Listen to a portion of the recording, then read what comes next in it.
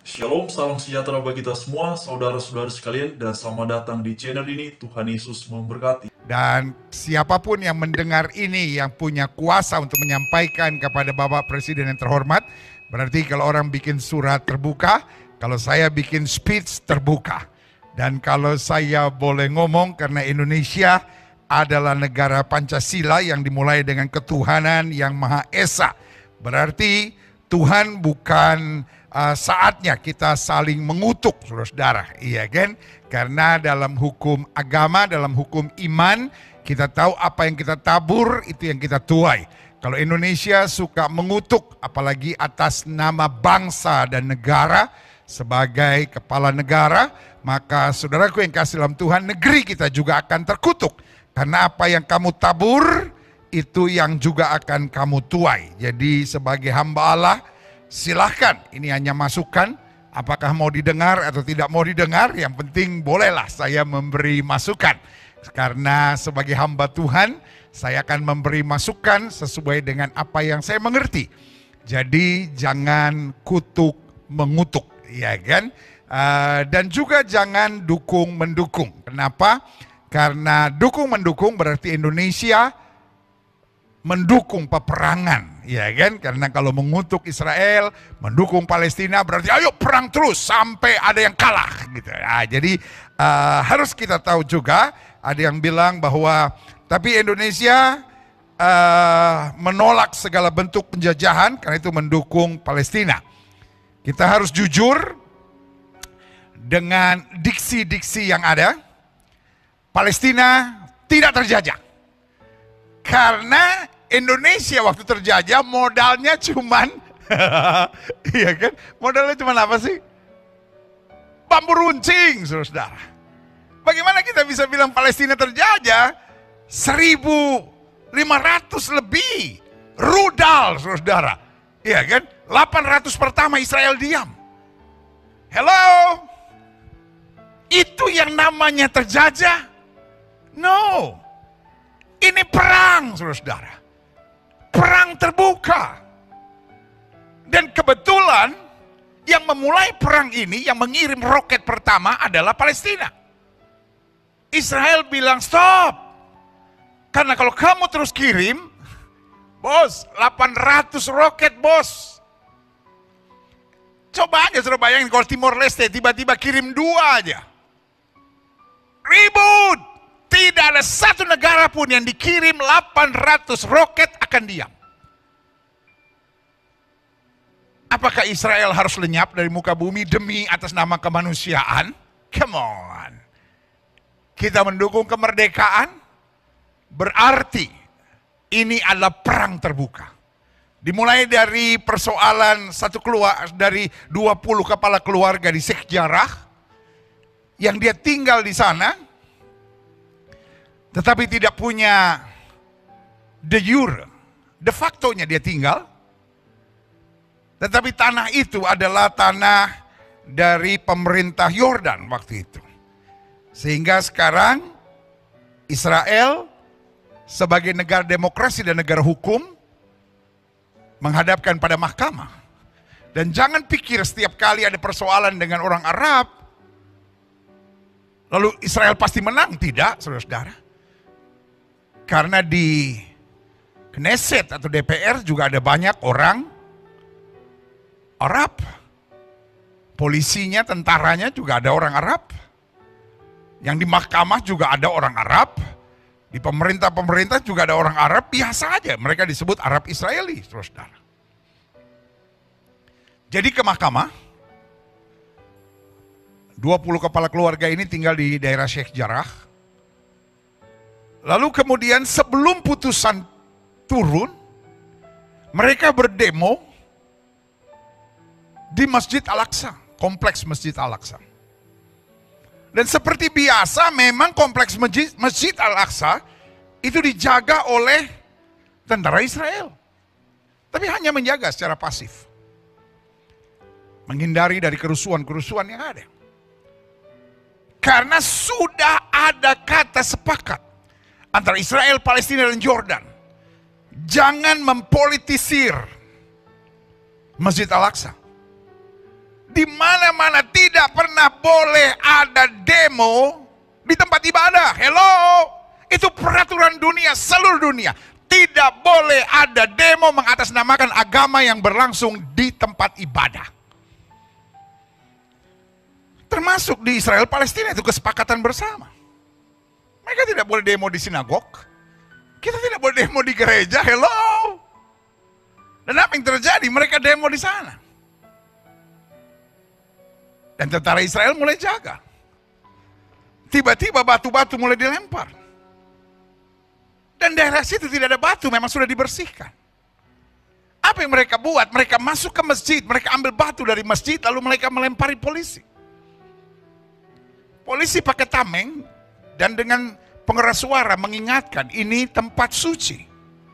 Ini tempat suci, jangan melakukan hal-hal yang brutal. Right? Pertanyaannya, siapa yang lebih menghargai tempat suci? Dan apapun yang saya bicarakan, saya tidak dalam kapasitas dukung-mendukung. Oleh anugerah Tuhan, saya berteman dengan Perdana Menteri Palestina Mohammed Shtayyeh. Fotonya bisa ditayangkan. Ini foto saya bersama dengan Perdana Menteri Palestina Mohammed Shtayyeh, Dr. Mohammed Shtayyeh. Nah, saudaraku yang kasih dalam Tuhan, saya cinta Palestina. Saya cinta Israel karena di atas segala-galanya saya cinta perdamaian. Dan sebagai hamba Tuhan, saya taruh di hati saya apa yang ada di hatinya Yesus.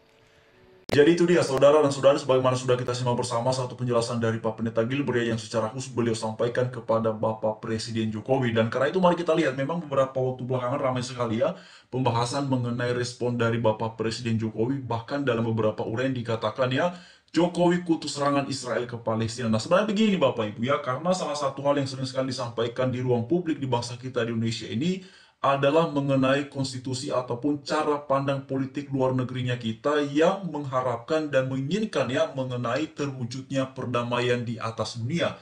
Jadi makanya haruslah segala penjajahan itu dalam beragam bentuknya dihapuskan. Bagi saya ini sesuatu yang sangat indah, sesuatu yang sangat menakjubkan ya Bapak Ibu. Tetapi yang kemudian menjadi ramai diperbincangkan adalah ketika pihak Israel melakukan serangan kepada pihak Hamas ya, dan memang tidak bisa dipungkiri dalam serangan tersebut banyak juga masyarakat biasa yang menjadi korban ya, lalu kemudian ya bahkan ada fasilitas-fasilitas publik yang kemudian juga ikut rusak, dan disinilah yang muncul amarah ataupun kecaman kepada pihak Israel oleh beberapa pihak, dan salah satu diantaranya adalah disampaikan oleh Bapak Presiden Jokowi. Bahkan di sini ya dipakai istilah mengutuk Israel. Nah kemudian Bapak Ibu semua, yang menjadi pertanyaannya adalah, bukankah ketika pihak Hamas yang pertama sekali melakukan serangan dadakan kepada Israel ya, juga di situ banyak sekali warga yang tidak bersalah, warga yang tidak tahu apa-apa mengenai ini semua, menjadi korban dalam serangan yang dilakukan oleh pihak Hamas tersebut secara dadakan pada tanggal 7 Oktober. Lalu pertanyaannya begini, adakah kemudian orang-orang yang selama ini, termasuk Bapak Presiden Jokowi, memberikan kecaman ataupun mengutuk tindakan tersebut? Ya, jadi inilah sebenarnya Bapak Ibu, dan sampai hari ini orang-orang yang selama ini mengutuki, mengecam Israel belum pernah ya saya dengar mengenai mereka yang kemudian juga mengecam ataupun mengutuki tindakan Hamas yang telah menimbulkan korban juga di pihak warga Israel, terutama mereka-mereka ya yang kemudian tidak mau menginginkan situasi yang seperti ini. Karena begini Bapak Ibu, salah satu alasan yang sering sekali disuarakan beberapa waktu belakangan ini kan mengenai kemanusiaan ya. Katanya, wah ini Israel sudah bukan lagi membela diri kalau sudah menyerang warga dan segala macamnya. Oke, karena memang dalam serangan-serangan ini tidak bisa dipungkiri, banyak sekali warga yang kemudian juga menjadi korban. Bahkan Bapak Ibu semua ya, beberapa hari yang lalu ini katanya sudah mencapai lebih dari 10.000 ya korban Bapak Ibu ya atas apa yang sedang berlangsung di sana, Israel versus Hamas. Tetapi kemudian saudara-saudari ya, hal yang sama pun sebenarnya ya juga patut untuk dipertanyakan dan disampaikan bahwa dalam serangan Hamas pun juga telah menewaskan banyak warga, banyak masyarakat yang tidak berdosa, yang tidak tahu menahu mengenai situasi ini. Nah, apakah kemudian tindakan Hamas dikecam? Nah, sampai hari ini belum ada kabar, belum ada informasi mengenai hal tersebut. Karena itu tadi apa yang disampaikan oleh Pak Pendeta Gilbert memang beliau lebih menyoroti pada sikap netral ya, ataupun kemudian pada posisi sebenarnya mencoba membawa kita keluar dari satu situasi yang mana ini kan semua orang pada posisi ya, hampir semua orang kawan-kawannya ini pada posisi berpihak ya. Satu berpihak kepada Israel, satu berpihak kepada Palestina, ataupun terutama dalam hal yang adalah kepada Hamas ya, dan segala macamnya dengan berbagai macam alasannya. Nah, itu yang kemudian disampaikan oleh Pak Pendeta Gilbert bahwa sebenarnya situasi yang sedang berlangsung di sana bukan waktunya bagi kita untuk kemudian satu didukung, satu dikecam dan segala macamnya, tetapi ya alangkah baiknya kalau bisa kedua-duanya ini diminta, ya diperintahkan, didesak agar saling menghentikan serangan. Karena hanya itu sebenarnya jalan satu-satunya kawan-kawannya kalau saya melihatnya ya. Sebab begini ya, ketika Hamas menyerang Israel, kan banyak banget yang bertepuk tangan, banyak banget yang nampaknya sangat bahagia. Ya, ini kan harus sampai ya menyebut nama Tuhan dan segala macamnya ya. Bahkan sampai ada yang mendoakan untuk Israel ini dibinasakan oleh Tuhannya ya. Lalu kemudian di satu sisi minta agar warga yang ada di Palestina dilindungi oleh Tuhan, dijaga oleh Tuhan dan mengecam Israel kalau melakukan serangan. Nah ini kan menjadi sesuatu yang tidak fair ya, menjadi sesuatu yang sangat susah untuk kemudian kita lihat bahwa ada sikap netralitas dalam situasi yang seperti ini. Ini jelas-jelas adalah sebuah keberpihakan, bahkan sebuah bentuk mendukung kawan-kawannya. Kenapa saya katakan seperti itu ya? Di satu sisi memuji Hamas ketika menyerang Israel, bahkan disertai dengan doa-doa untuk Israel dibinasakannya. Tetapi ketika Israel melakukan serangan balik, semuanya dikecam. Jadi maunya apa? Apakah menginginkan Israel ketika diserang Hamas lalu Israel berdiam diri saja? Kan tidak mungkin seperti itu ya. Lalu kemudian pertanyaan ataupun kemudian hal yang sering sekali jadikan sebagai bahan argumentasi adalah, ya kenapa Israel menyerang fasilitas publik, kenapa kemudian banyak warga yang menjadi korban. Sebenarnya begini Bapak Ibu, mari kita perhatikan dulu konteksnya secara menyeluruh ya. Apa yang terjadi di sana? Pertama ya, Hamas ini berdasarkan data intelijen yang sudah diungkap oleh pihak Israel kepada publik ya, bahwa Hamas ini menggunakan fasilitas publik termasuk sekolah hingga rumah sakit bahkan tempat ibadah ya, yang mana di ruang bawah tanahnya itu dijadikan sebagai terowongan oleh mereka ya, dan itu dipakai dalam rangka menyerang pihak Israel. Nah sekarang begini ya, kan selama ini yang disampaikan itu adalah pihak Hamas ini adalah membela warga Palestina, membela warga di kota Gaza dan segala macamnya. Sekarang begini, kalau mereka ini sungguh-sungguh membela, melindungi warga, untuk apa mereka membuat fasilitas ya di bawah pemukiman, di bawah ruang fasilitas publik yang tentu yang mereka sudah paham bahwa ini bisa berdampak ya buruk ataupun bisa membahayakan warga sipil yang katanya mereka lindungi. Ya, karena ini situasinya Bapak Ibu. Jadi kemudian sebenarnya ini semakin masuk akal ya, bahwa Hamas ini sering sekali menjadikan warga sebagai tameng mereka ya dari serangan-serangan balik Israel. Nah seperti itu kawan-kawannya. Harusnya kalau memang Hamas ini percaya diri menyerang Israel, ya harusnya ya mereka carilah tempat yang, kan wilayah yang mereka kuasai ini katanya Gaza Bapak Ibu ya, mereka carilah wilayah di situ ya, bikin fasilitas di situ yang mungkin kalau mereka percaya diri benar-benar ya, bikin fasilitas yang tidak ada pemukiman, yang tidak ada warga di situ, ya silakan saja. Kemudian mereka mau melakukan serangan kepada Israel, ya udahlah terserah ya. Tapi kemudian kan mereka tidak membahayakan warga. Nah dengan justru mereka melakukan serangan ya di bawah-bawah terowongan yang di ruang-ruang fasilitas publik, ya akhirnya kan mau tidak mau Bapak Ibu ya, Israel ini melakukan serangan karena target dari Hamas ini kan ya untuk melenyapkan Israel. Tidak mungkin kan Israel akan berdiam diri, terus pasti mereka akan balas ya. Nah sebenarnya Bapak Ibu semua, ada satu hal yang menarik sebenarnya yang tidak boleh luput dari perhatian, bahwa ya ketika Israel memberikan peringatan bahwa mereka akan membalas Hamas dengan target melenyapkan Hamas, ya Israel sebenarnya sudah memberikan kesempatan ya kepada warga di kota Gaza untuk segera pergi ke selatan ya segera pergi ke selatan, dan mereka akan melakukan serangan kepada pihak Hamas. Nah itu dia Bapak Ibu. Jadi memang apa yang tadi disampaikan oleh Pak Pendeta Gilbert, saya melihatnya sebenarnya ini satu pesan yang baik ya. Bahkan beliau juga menekankan ini bukan tentang keberpihakan kepada siapa ya, tapi ini tentang menyuarakan secara benar mengenai kepedulian terhadap kemanusiaan. Nah itu yang indah, yang bagus saudara-saudara ya. Jadi mari kita terus suarakan kebaikan, suarakan kebenaran, dan sampaikan apa adanya, bukan ada apanya ya. Sampaikan secara betul, sampaikan secara sebaik-baiknya ya, bukan karena ini kan itu, ini kan begini ya. Memang kita memasuki tahun-tahun politik saudara-saudari ya, kawan-kawan semuanya, dan kita tahulah karena mayoritas masyarakat kita ini membela Hamas ya,